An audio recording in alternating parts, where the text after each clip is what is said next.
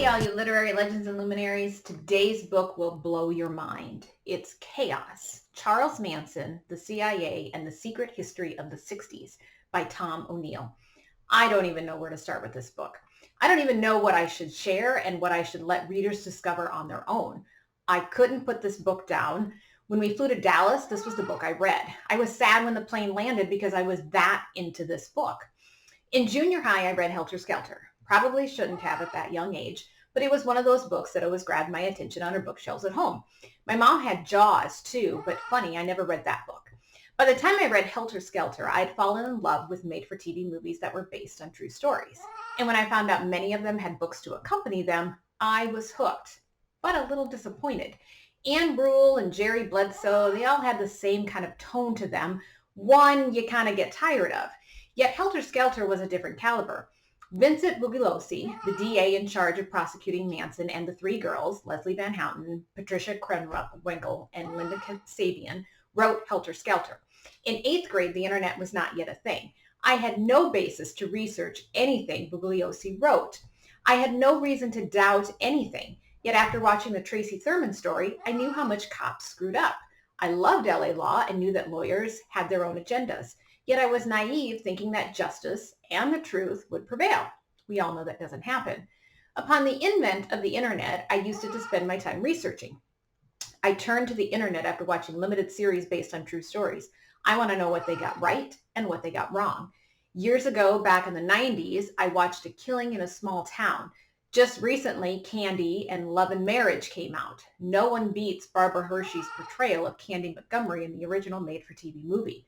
But I love the different versions and seeing what one got right, what one omitted, and what one fictionalized. And I threw a fit when Love and Marriage showed Candy putting her daughter's lunch into a metal Care Bears lunchbox, the same one I had, which would have been impossible since it was 1979 and Care Bears didn't come out until 1983. I noticed those things, and I like things to be true. I'd rather have a more boring story if it sticks to the truth, although I've become convinced over the years that truth is always stranger than fiction.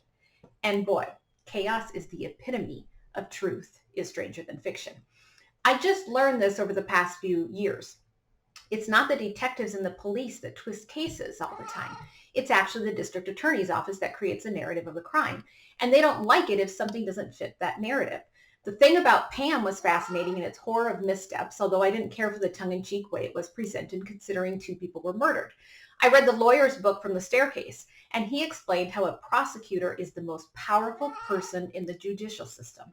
I had even read Missoula, Rape and the Justice System in a College Town, and how that DA refused to charge men in date rape cases because those are difficult to win, and she only cared about winning.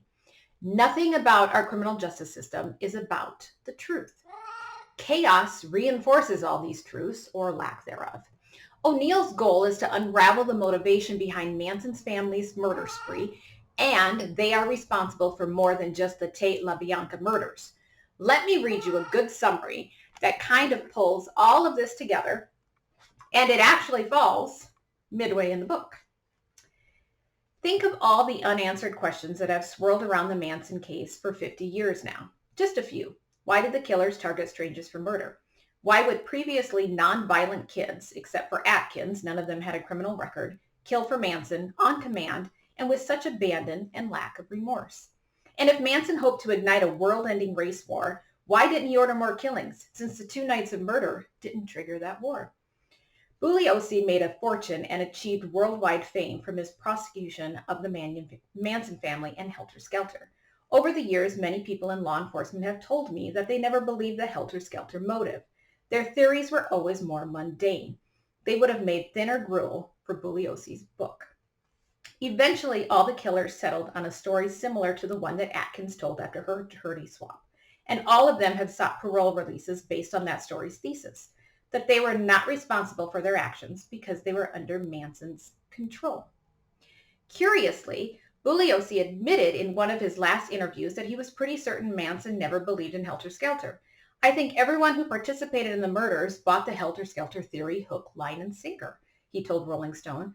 But did Manson himself believe in all this ridiculousness, preposterous stuff about all of them living in a bottomless pit in the desert while a worldwide war went on outside?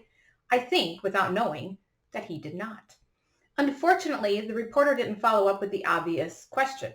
If the murders weren't committed to incite a race war, what was the reason? And that's what he's getting at in his book. How this all started was when O'Neill was assigned a 30th anniversary article of the Tate LaBianca murders.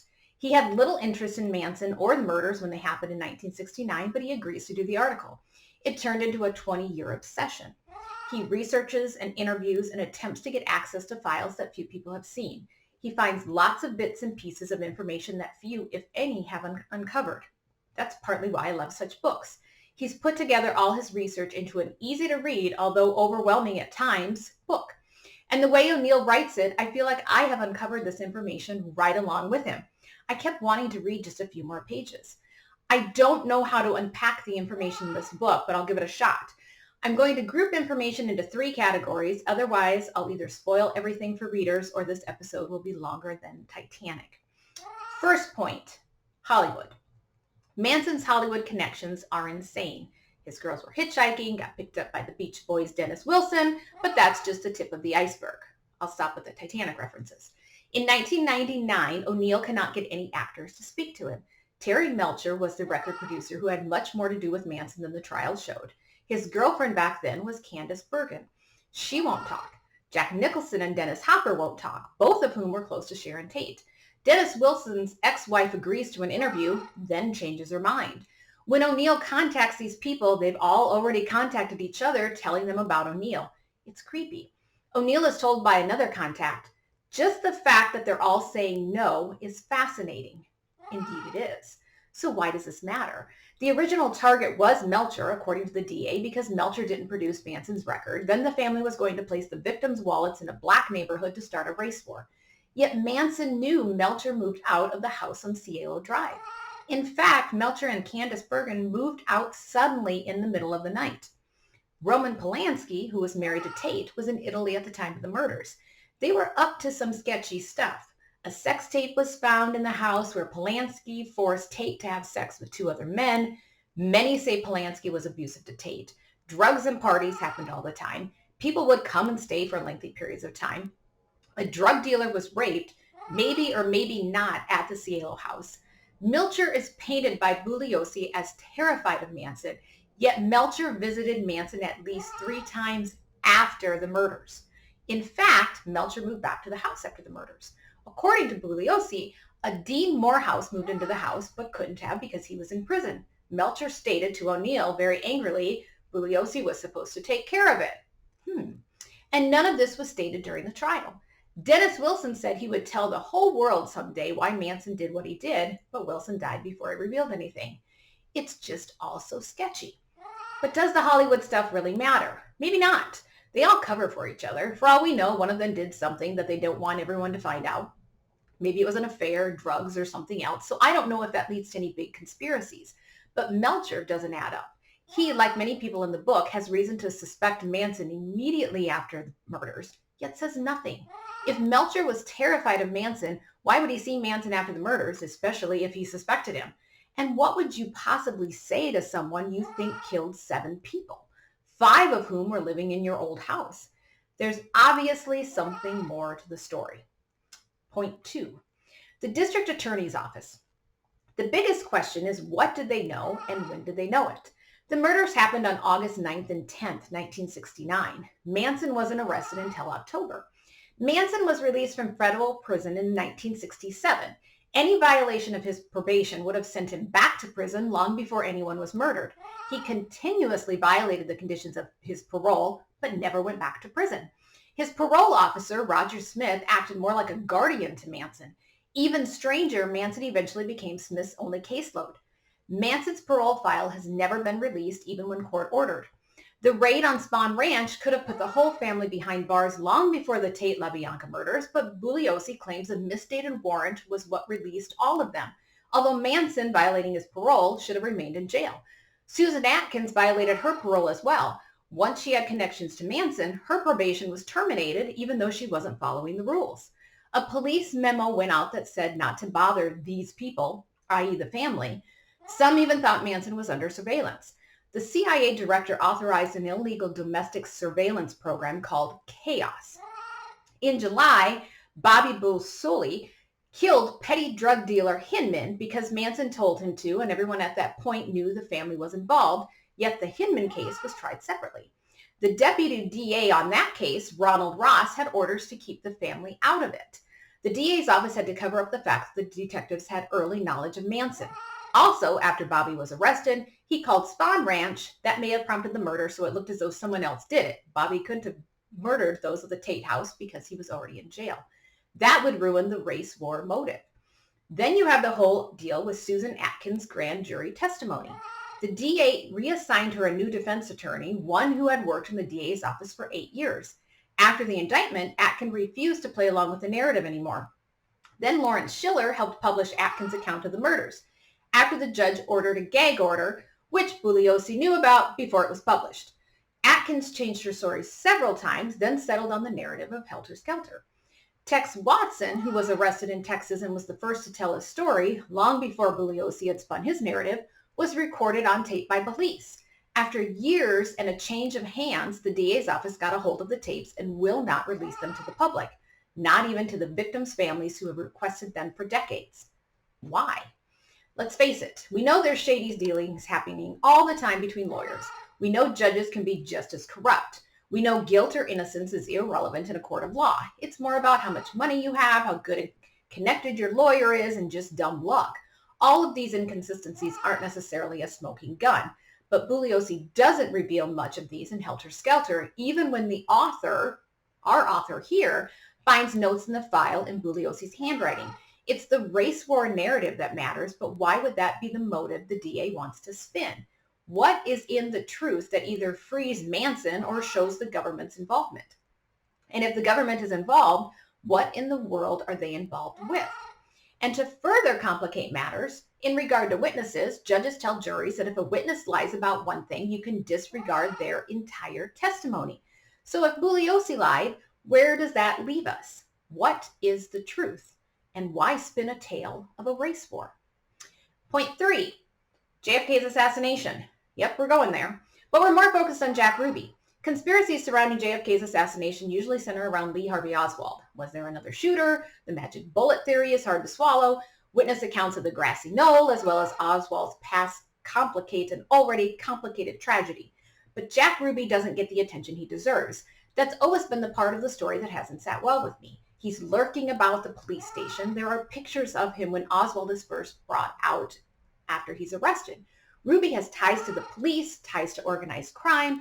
Ruby claims to have shot Oswald, so Jackie Kennedy wouldn't have to take the stand in Oswald's trial.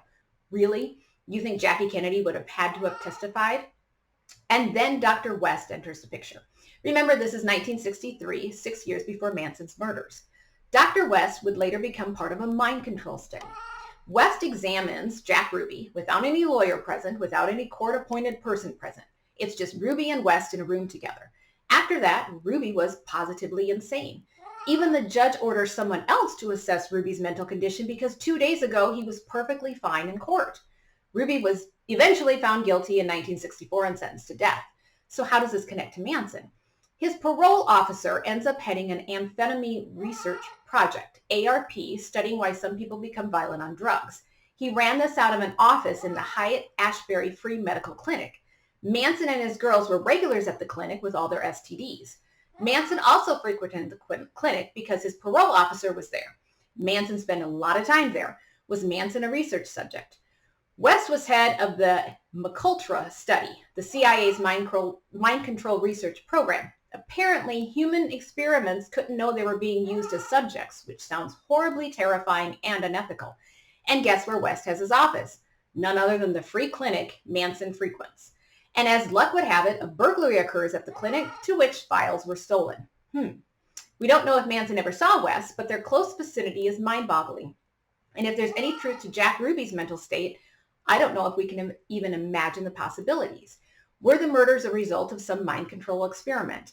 It would explain how Manson, in such a short time, was able to get everyone to do his bidding and not just impressionable girls with dysfunctional childhoods. Many of these girls came from stable homes, not to mention our high school football star, Tex Watson. The author includes a story about Jimmy Shaver, who had ties to West, but I'll let you read that shocking story yourself in the book. Unfortunately, none of these questions are answered in the book. O'Neill can't even find answers for crime scene inconsistencies like blood pools not where the bodies were found and an odd pair of eyeglasses that didn't belong to anyone at the Tate house. Bugliosi acts like a baby and starts spreading rumors that the author is a pedophile. That tells you the author hit a nerve if a grown man is going to start rumors like that. And not to completely spoil the ending for you, but there isn't really an ending. No definitive answers are given or no smoking gun is discovered, although I'd say multiple smoking guns were discovered. We just don't quite know what to make of them. We'll probably never know what truly happened that night in 1969, but O'Neill has written a carefully researched book full of tidbits that don't add up.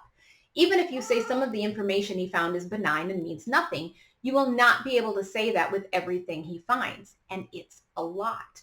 Even if you have little interest in Helter Skelter, this book covers so much more than that. It's a true crime whodunit, although we know who did it, but we have no idea why it happened and what the government didn't tell us. It's worth a read and a lengthy discussion about crimes and our prosecution of them, as well as government involvement in sketchy programs with shady people. Truth is always stranger than fiction, and much, much scarier. Thanks for watching. My goal at Booksmart is to get a little bit smarter, one book at a time.